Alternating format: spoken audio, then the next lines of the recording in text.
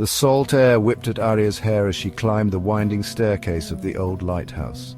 The steps were worn smooth by time and countless footsteps. Each step felt heavier than the last. She was going to meet Mr. Turner, the lighthouse keeper. He was a weathered man, his face a map of wrinkles etched by the sea and sun. Mr. Turner had been living alone in the lighthouse for years. He was a quiet observer watching over the town and the sea. His only companion was the rhythmic pulse of the waves crashing against the cliffs. Knocking timidly on the heavy wooden door. Aria reached the top of the stairs and knocked timidly on the heavy wooden door. The door creaked open as if inviting her into a place untouched by time. Mr. Turner stood there, his eyes twinkling like the distant lighthouse beam. He welcomed her with a warm smile. His voice was deep and calming, like the ocean at peace. "Come in, child. I've been expecting you." Aria hesitated for a moment before entering. The lighthouse felt both familiar and mysterious. It was as if the old building itself held a secret, a story waiting to be told. Aria's violin case lay on the table, a silent reminder of her turmoil. It had been her voice, her solace, her passion. Now it felt like a burden, a symbol of her failure. The smooth wood was cold beneath her touch. She traced the outline of the instrument, her fingers lingering on the strings. Mr. Turner watched her with knowing eyes. He understood the language of silence, the unspoken words that weighed heavily on her heart. "The sea has a way of quieting even the loudest storms." Aria looked up, startled by his words. He hadn't asked about her silence, yet he seemed to understand it more than anyone else.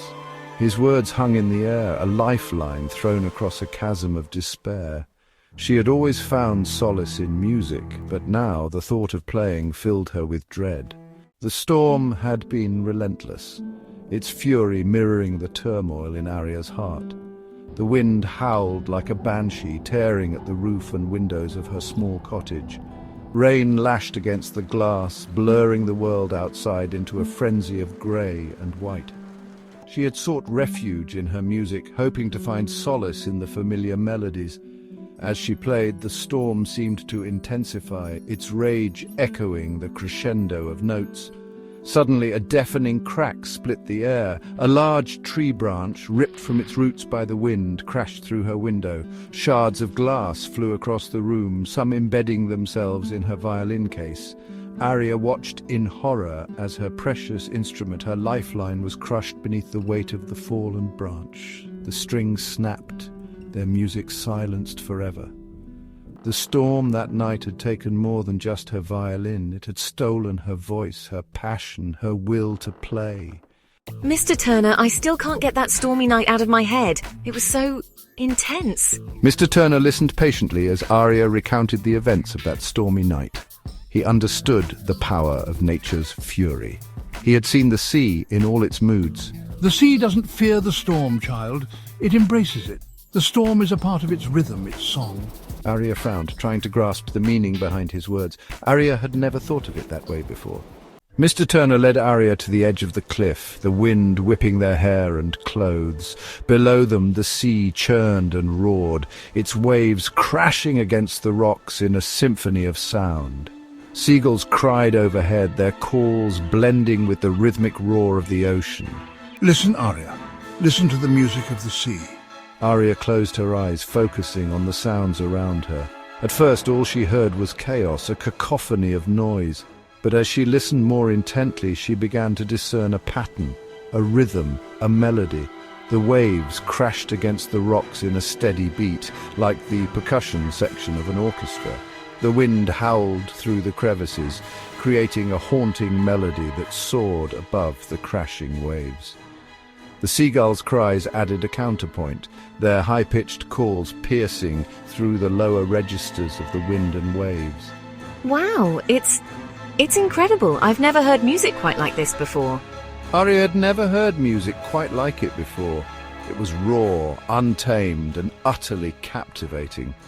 It was the sound of nature itself, a symphony conducted by the wind and the waves. She realized then that music wasn't confined to concert halls and sheet music. The town square was alive with music, laughter, and the tantalizing aroma of festival food. Colorful banners fluttered in the breeze and the air buzzed with anticipation. This was the annual Summer's End Festival, a time for the community to come together and celebrate before the onset of winter. Aria stood backstage, her heart pounding in her chest. Her fingers trembled slightly as she held her violin, a new instrument crafted by the town's finest luthier. Mr. Turner had insisted on getting it for her, saying that every voice deserved to be heard. Let the music flow through you, Aria. Let it be your voice, your story.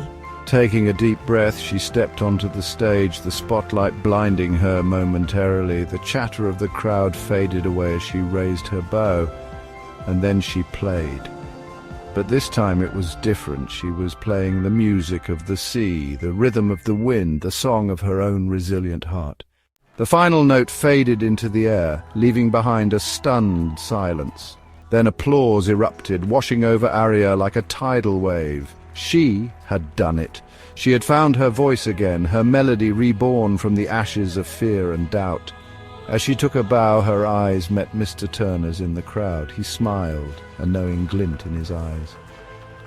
Later that evening, as the festival drew to a close, Aria found Mr. Turner sitting on a bench overlooking the sea. The setting sun cast a golden glow on the water, and the air was filled with a peaceful stillness. She sat beside him, her heart overflowing with gratitude. Thank you, Mr. Turner. Thank you for showing me that even in the darkest storms, there's always a light within us that can never be extinguished. Mr. Turner smiled, his eyes reflecting the wisdom of a life lived in harmony with the sea. The lighthouse doesn't chase after ships to save them. It simply stands firm, a beacon of hope in the darkness, guiding them towards the shore.